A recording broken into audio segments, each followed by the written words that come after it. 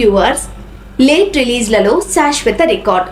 ఇప్పుడంటే సినిమాలు భారీగా రిలీజ్ అవుతున్నాయి. కానీ ఒకప్పుడు ఒక సినిమా రిలీజ్ అయ్యాక వారం తర్వాతో, 50 రోజుల తర్వాతో, ఒక్కోసారి 100 రోజుల తర్వాతో ఇంకా రిలీజ్ కాని సెంటర్స్లో లేట్గా రిలీజ్ అవుతుంది. అలా రిలీజ్ అయిన సెంటర్స్నే late release centres, second set release centres అంటాం. ఈ విధంగా లేట్ రిలీజ్లతో కూడా ఆల్ టైమ్ రికార్డ్ సృష్టించిన సినిమాలు కొన్నున్నాయి. అవేంటో చూద్దాం. ఒక రకంగా ఇవన్నీ పర్మనెంట్ రికార్డ్స్గా చెప్పొచ్చు. లేట్గా ఎక్కువ సెంటర్లలో రిలీజ్ అయిన మూవీ పోకిరి.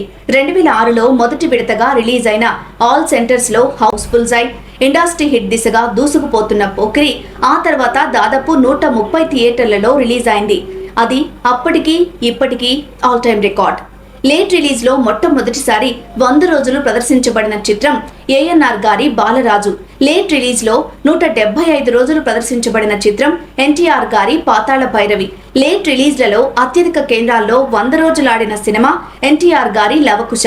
29 కేంద్రాల్లో 100 రోజులు ప్రదర్శించబడి ఇప్పటికీ రికార్డుగా ఉంది. అయితే ఇది రోజు 3 ఆటలతో ప్రదర్శించబడి రికార్డు కాగా, రోజు 4 ఆటలతో 25 కేంద్రాల్లో 100 రోజులు ఆడిన రికార్డ్ సృష్టించింది పెళ్లి సందడి. తర్వాత 19 కేంద్రాల్లో నువ్వే కావాలి, 16 కేంద్రాల్లో కలిసుందాంరా 100 రోజులు ఆడి 2-3 స్థానాల్లో ఉన్నాయి.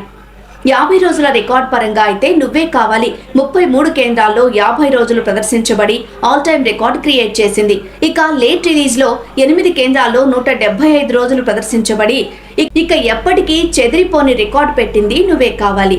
అలాగే 4 కేంద్రాల్లో 200 రోజులు ప్రదర్శించబడి సేమ్ పర్మనెంట్ రికార్డ్ సృష్టించింది నువ్వే కావాలి. అత్యధిక రోజులు హౌస్ఫుల్స్ అయిన మూవీస్ ఖుషి, నువ్వొస్తావని, పోకిరి. ఏలూరులో ఖుషి 22 రోజులు, మదనపల్లిలో పోకిరి 20 రోజులు, విజయవాడలో నువ్వొస్తావని 19 రోజులు హౌస్ఫుల్స్తో ఆడి రికార్డ్ సృష్టించాయి. కర్నూలులో 40 లక్షల గ్రాస్ వసూలు చేసి స్టన్నింగ్ రికార్డ్ క్రియేట్ చేసింది పోకిరి. లేట్ రిలీజ్లో ఇదే అత్యధిక గ్రాస్. ఇవి లేట్ రిలీజ్లో శాశ్వత రికార్డులు.